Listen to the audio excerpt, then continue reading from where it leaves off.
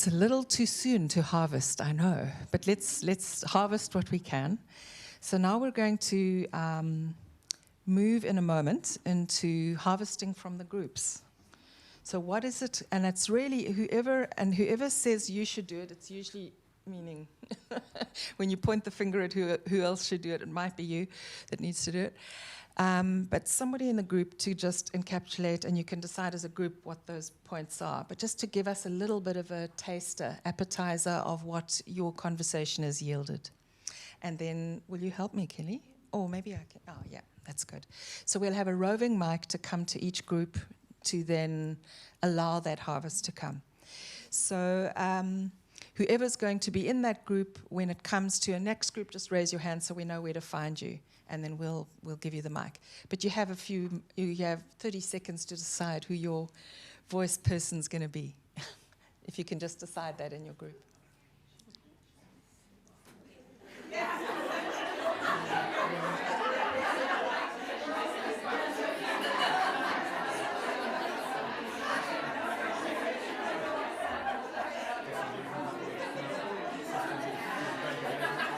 And as soon as we see the first hand up, we'll begin. Whoever's ready, the first group.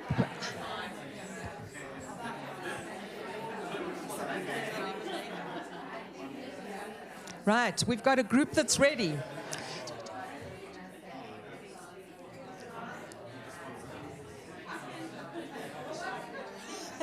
Can I just suggest that you don't make notes? Don't make notes. Don't make notes. This is not, we're not interested in perfection here.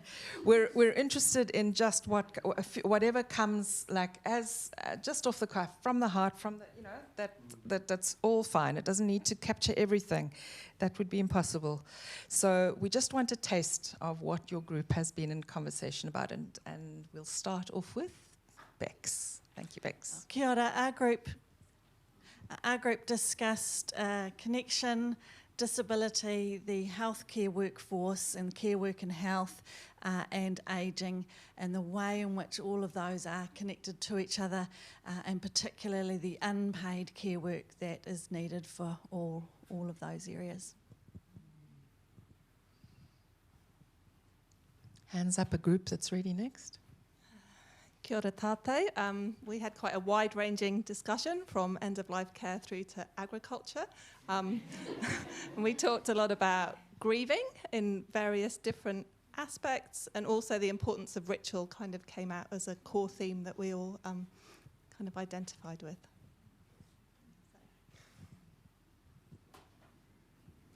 Kia ora tātou. Our group was gathered around nourishment, promoting flourishing and well-being of residents or people, and we kind of talked about how alternative food systems and green spaces can influence the well-being of people, and I was interested in it from a promoting flourishing aspect about celebrating the wins. So these two amazing people are going to be producing some cool research in the next few years that we'll all be able to share. Yeah. Hi there. We had end of capitalism, distress, disorientation, reorientation, reworlding, and energy. So there's a bit of a transitional, perhaps, trajectory there through some liminal space, the need to grieve and make space for turning away, but also to rest before we turn to what is new. And I'm just going to pass to David to share a little Lunig. Is this actually on? Doesn't seem like it's doing anything. It doesn't feel... We remembered Michael Lunig, Australian political cartoonist who has these characters, Vasco Pajama and Mr. Curly, and one of them in a letter said, "What's worth doing and having?" And Mr. Curly said, "Vasco, it's very important that you rest and feel your noble tiredness. Everywhere around, people are rushing and pushing down fatigue, and it's a poisonous thing." So with rest in mind, something of hospicing the old and midwifing the new.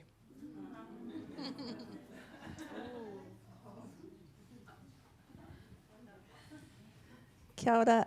I'm standing next to some pieces of paper that say time, patience, time and care, perceptions and uses of time with caregiving.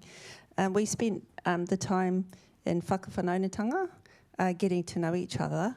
That's basically all we did because we really want to, I guess, illustrate that those are the things that we value in time and just in that sort of perceptions and uses of time with caregiving, that how important it is to spend that time to get to know each other. So that's what we did. Excellent.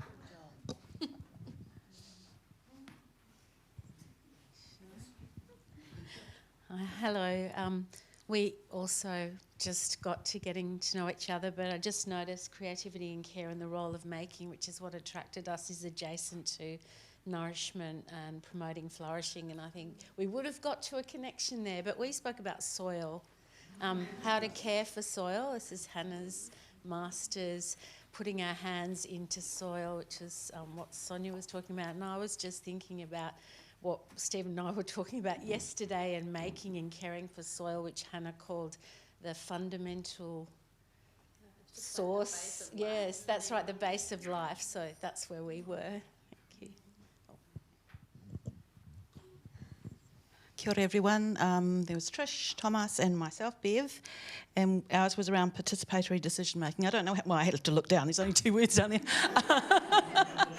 And I think part of our kōrero was around disillusionment, really, in the current ways that it's done, the difficulty of doing it, but also the need, even when you can bring everybody into the space, ensuring that there's the follow through from the kōrero that has occurred.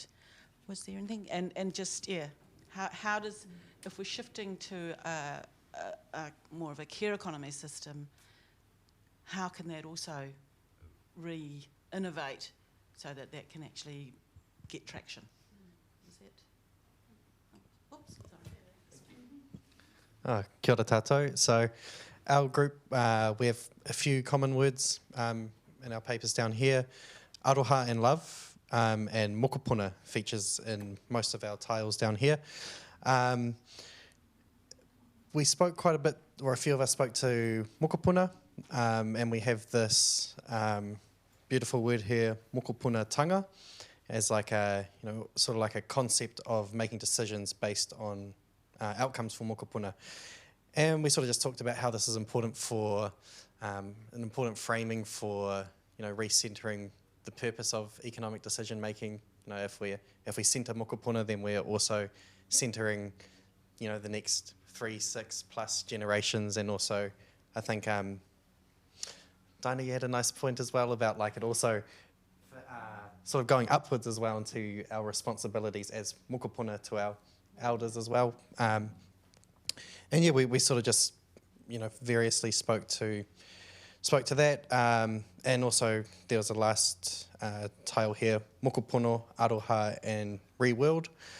And we sort of made a point about, mokopono and aroha being ways that we can lead to rewilding, or could be a guidance towards creating new possibilities within the world, but there also being tensions as well, to achieving these, from external factors as well.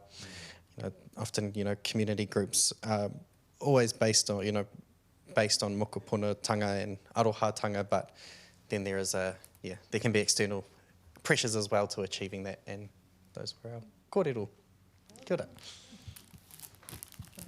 Kia ora koutou. We had a very small group, just 2 of us, and in front of us was consumption and investment. And I know they don't sound the most exciting topics, but we're thinking, what happens if you rework those very economic terms with care at the centre? So our conversations were about that, what that might look like in community.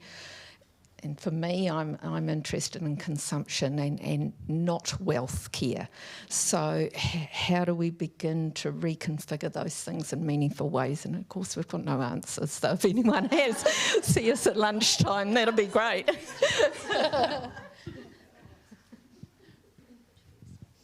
Kia ora tātou, lucky last. our team have papers that feature the word care, connection, or relational, and place. So there was a tiny sort of thread between two students and two people working and recognising the role of place and having a relationship to place in order to provide the care. Anyone else? Not quite. Yeah, we connected around sort of childcare, caregiving, parenting. So we talked about, I guess, harnessing these beautiful concepts of care for the really relentless, invisible task of often raising children, and the harm this nuclear family concept has caused for a lot of families. Really centre to that for me, for us all, was I guess parental health and well-being. And also we kind of really talked about the role of how we can think about creating places and spaces and materialities that are health promoting and well-being promoting for that parental care, so it's not always reliant on individual people, but how we can create those spaces that can nourish that care without one person doing one thing all the time. So, yeah. Kia ora. Kia ora. Oh, that was rich. Just a little taste. Felt very rich. And so I invite you now to just, in this conversation with this group of people that you've landed, just to close that moment. Take a moment to close with each other and notice if there are any thoughts that are now influenced by hearing someone else's korero from across the room that you wish you'd thought of and brought into yours. And all of this is to weave so that when we go out to lunchtime, we use our time wisely. We enjoy our meal and we use our time wisely. Where are the conversations we want to continue? So just to close, and then we're going to sing something to close. So.